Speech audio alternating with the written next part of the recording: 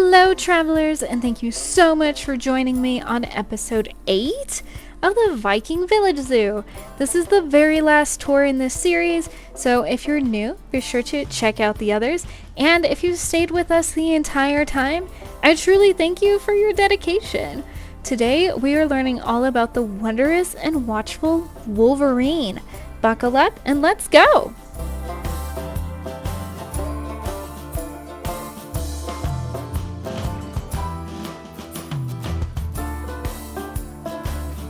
Step 1 was getting a power supply and water treatment plant over to this enclosure. I placed in the keeper gate and then got to work on something a little different. I wanted to try and make an elevated walkway. All of the enclosures have unique viewing options, and even though it's a bit crazy, raised walkways are always a lot of fun. I got it leveled back down to the original path and then connected everything back up.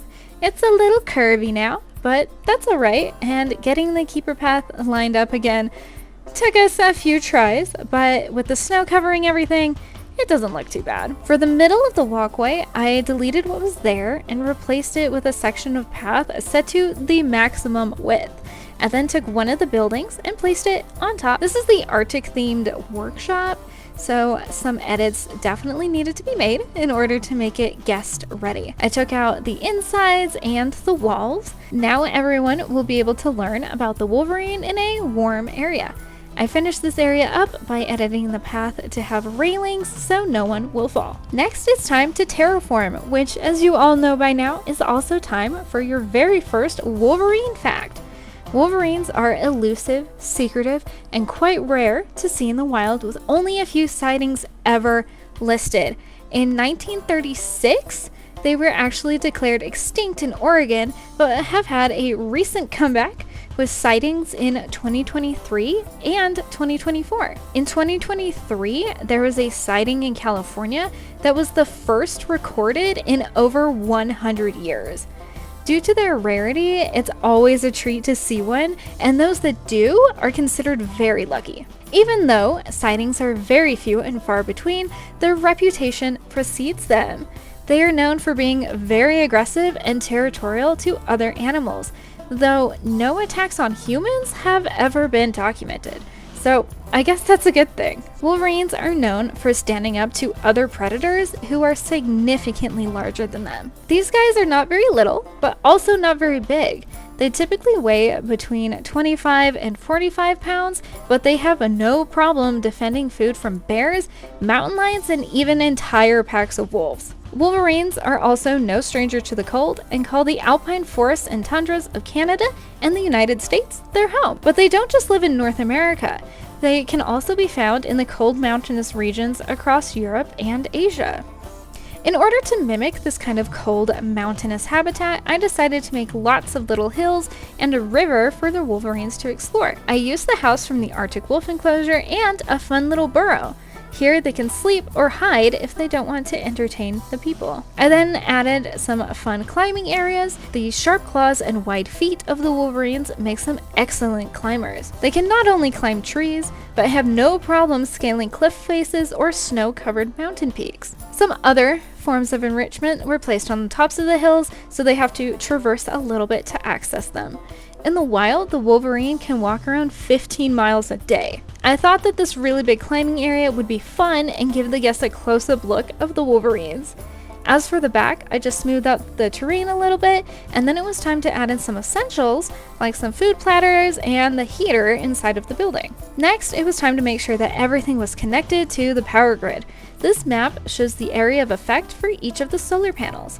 As you can see, our observation building does not currently have any power.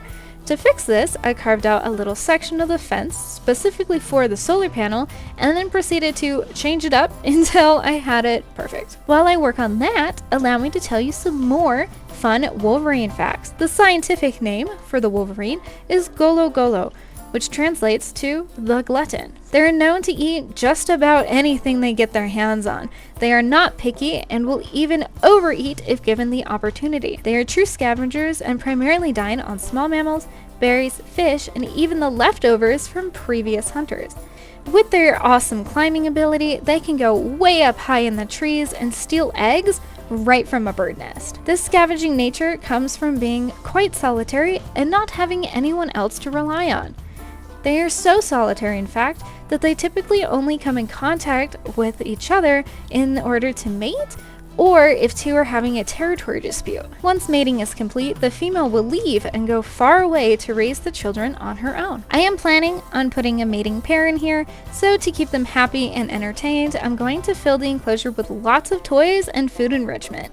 A frozen pumpkin, a few dog toys, and a scratching post should just about do it. Here's where I'm going to add in our terrain paint, just some dirt, grass, and rocks around the steep parts of the hills. With that, it is time to get them in and see how they like it. It does appear that they're not too fond of the level and snow in here at the moment, and they're also a little sad due to the lack of plants. Both of these are easy to fix.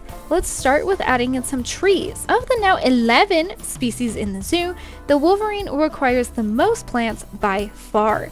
They like their enclosures to be very thick with vegetation in order to resemble the dense forests of their natural habitat. Once I get the trees in, I kind of just went crazy with the caribou moss and covered all the flat-ish areas that were near the water. I found a few shorter trees and dotted them around before placing in a few festive little Christmas trees for some flair. It still wasn't enough for the Wolverines, so it's on to some small grassy plants sprinkled by the water to make the river look more realistic. Some medium caribou grass in the empty areas, and then I completely cover the rest of the enclosure with this beautiful flowering plant until the barb turned green again. Speaking of turning things green, let's talk about where the Wolverine falls on the endangered species list. These big weasels are fairly new to the topic of protection, as the Wolverine was only just declared protected wildlife under the Endangered Species Act in 2023. They are currently listed as threatened as climate change and habitat loss is destroying their way of life. Wolverines rely on thick, heavy snow, but with less snow comes less Wolverines. This is an especially dire problem within the United States, as many places are having extreme weather fluctuations not typical for this time of year. If you would like to help the Wolverines, please consider donating to the Wolverine Foundation. They specialize in sharing accurate information on these amazing creatures and help Wolverines worldwide. Or if you would like to aid in conservation efforts, consider sending your donation to the Wildlife Conservation Society to help their goal of increasing Wolverine numbers across North America. All of this will of course be in the description below. And now it's time for some finishing touches, starting with an information sign. I changed the sign and speaker to match and then added in a few benches for the visitors to enjoy. An animal talk show speaker and some trash cans should help bring people up here as well. Sadly, the talk show was out of range, so I moved it to the other side. I made a few sections of the barriers below into glass, so guests don't have to go all the way up if they don't want to. With all that sorted out and our Wolverines feeling happy and healthy, I'm gonna call it a day.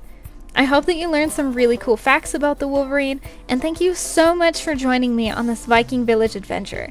It's been a real treat building this zoo with you all. It took 12 in-game years, and now we have 11 species, 9 enclosures, and 56 animals.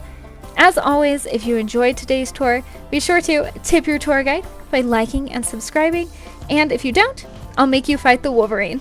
Okay, bye!